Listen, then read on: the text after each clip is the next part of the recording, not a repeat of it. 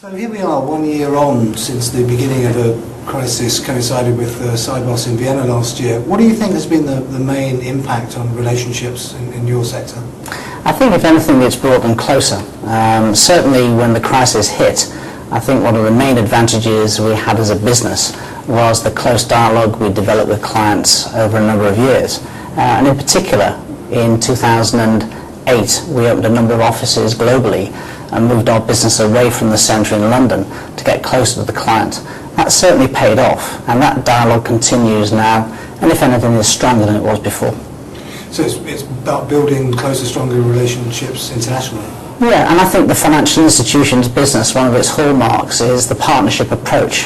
It's one of those businesses where we both buy and sell products, which is quite unique in banking. And so you have a closer dialogue with customers and a more open, I think, dialogue with customers. And in times of adversity, that dialogue tends to increase. And certainly that was our focus during the most difficult months, to make sure that the customer came first and that communication wasn't the first casualty of the crisis.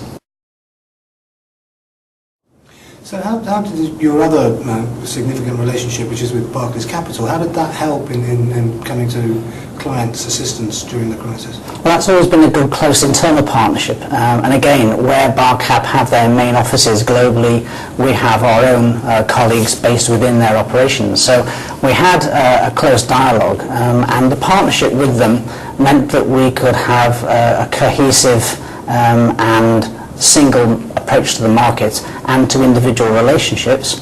So I think where we were able to support clients, we did that across the firm.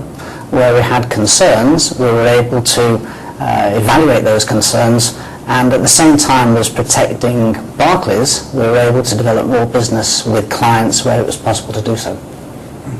And in terms of helping them to manage risk and so forth, that's a clear, strong part of the relationship, I thought. Well, I think Barclays as a group has shown through the crisis that it has excellent risk control. We've emerged from this situation in relatively good shape compared to some operators in the industry, and that comes down to individual counterparty issues as well as our management of the business as a whole. So yes, I think the partnership in terms of credit, keeping those credit lines open and available to the clients at times of adverse market conditions, that's key. In terms of the clearing systems, what's been the effect on the risk in that part of it? Well, we've undertaken a review of exactly that topic since the crisis, because we are settlement members in about 30 clearing systems around the world. And during the good times, the risk in those clearing systems is not perhaps quite so evident as it is when you're in a time of crisis. So we've looked at several of those clearing systems. We feel that in certain cases there's a clear need for an update or an improvement in the governance and regulation of the clearing systems that will allow us to continue offering the settlement services that our clients need, but offering those services within risk parameters that we're also comfortable with. So I think we've learned many lessons, and what's satisfying is that we find a number of our competitors in this business are willing partners in terms of improving risk control and governance in the payment systems.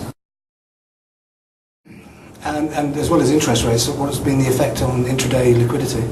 I think it's come into sharp focus as a resource and as a risk. We move huge amounts of money around in various currencies every day, as do many of our competitors in this business. That's the nature of the wholesale business. What we've found is that intraday liquidity today really has a cost, and that cost at some point in the near future will need to be factored into our relationships. But there are challenges there in measuring those intraday flows and in billing fairly for those intraday flows, and that's something we're working on quite closely now. So in terms of coping with the crisis, that's being handled very well. What do you see going forward? Where are we as an industry and as an economy in the recovery process? I think we're well on the way to recovery. I think the challenges in the financial institutions arena are several. Certainly the dramatic drop in interest rates has had a negative impact on the revenue line, and that's forcing us to be much more careful about controls of costs and investments.